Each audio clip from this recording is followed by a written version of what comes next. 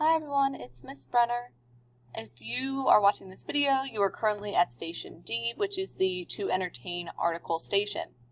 So we are working on revision, and what we need to do at this station is read over the entertainment article that your partners have written.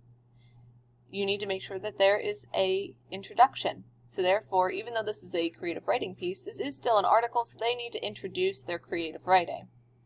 Are there 3 body paragraphs? Did they separate the events within their creative writing so that way it's clear and concise for the reader?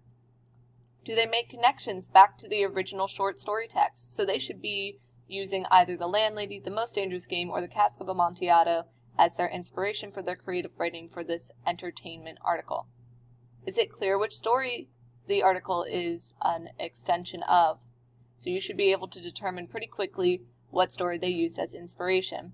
Do they use proper grammar and follow project directions? So this means that they should have advertisements, they should have obituaries, and they should have pictures.